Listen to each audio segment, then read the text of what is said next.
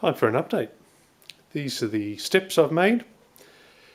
These and the skirts. So they cover up the frame that you saw coming down. I've also finished making these rear guards. They had to be rebuilt around here because they were all torn, and also because I've made the sides deeper than stock.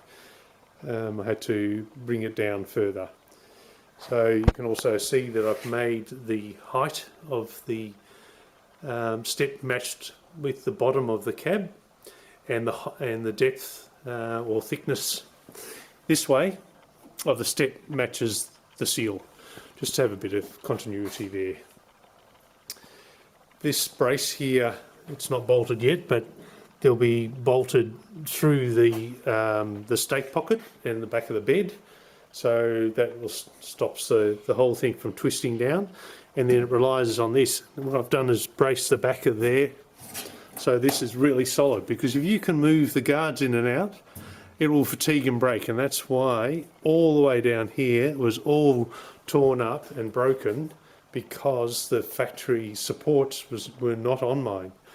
You might be able to see some of the steel flat that I've used there to brace back to the frame rail, and there's one of those front and rear. I've made the rear skirt, so I've got a slightly less curve than the factory one, and that matches the same curve as what's in the back of the stake pocket. So it all matches in there. I've also made it a little bit longer. The factory one just finished there, and then they just had a bracket with a light sitting there, and it was just cut off straight. I'll continue it on around the corner.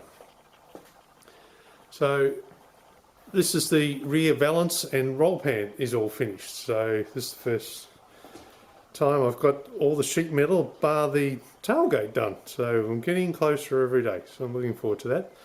So I've used the same lights as is on the front, which is off a Land Rover Defender, and they're all LED, and they have all the ADRs, E-codes and everything required for my engineers.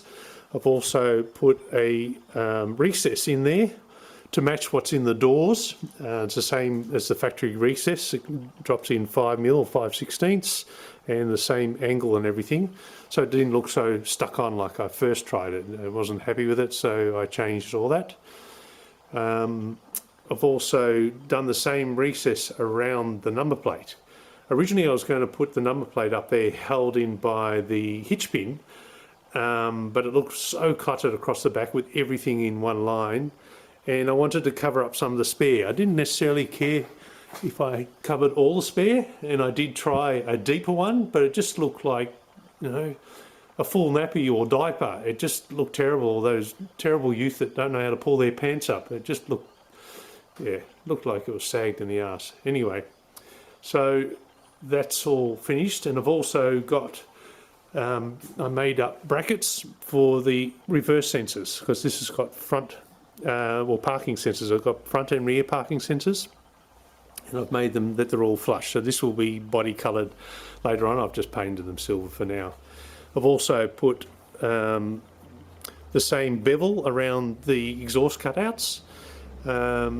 What I did is I actually bead rolled those in just the same as I did up here when it was still flat, and then cut the centre out. So then I've got nice consistent angle all the way around there, and it's better than trying to make up a form and beating it around. It's just so much easier just to bead roll it, and then you've done.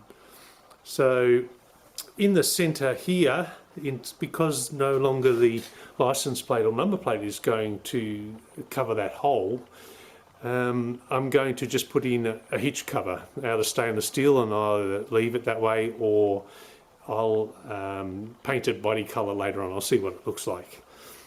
There's got some ideas of even getting a reproduction horn ring to cover it, but it is a little bit out of scale. It's a bit big. So going through my badge collection here, this one my wife and I seem to be the top runner. This was for the 41 to 2016 75th anniversary. Of course the cat has to look. This is my cat Noski, and it says Willys Overland Jeep, and So it's a little bit of the heritage of the young and the old, which is what this truck is. It's 1948 and 2008. So, you know, and I think this might, I'll recess it back a little bit on that plate. I think it might have the right proportions and not be too in your face, and at least looks like better than just a plain cover. I think this is a nice one, but it is curved. I think the proportions are starting to get very small. And then I've got build brass build plaques that came on some of the 48 models as well. And these are reproduction ones that I bought a long time ago. So it just says Jeep product built by Willys Overland. So for some reason, even though the proportions are the same as the last one, it doesn't look too bad. I'll probably just stick some on when I make the plate and then see what comes out. So that's up to date so far. So the next big job will be the tailgate. So the tailgate will be the next chapter. And hopefully then the bed's complete, then I'll blow it apart as I'm building that, because I'll have the curved corners like I showed in a previous video. They'll come around and meet the tailgate. I think I've also decided to just keep the exhaust at the 3-inch rather than the factory Mopar exhaust. You can see I haven't even unwrapped them yet, which have got the Corsa written on it, etched into it. That's it. And because I just think it's just getting, obviously it'll be retest, it's just getting a little bit too big in diameter. I think less is more in this case. And also the angle wouldn't work out. Even if I brought that back, it might look a little bit weird. So I think I won't use these ones and just use the 3-inch stainless tube, which are actually offcuts from the nudge bar from my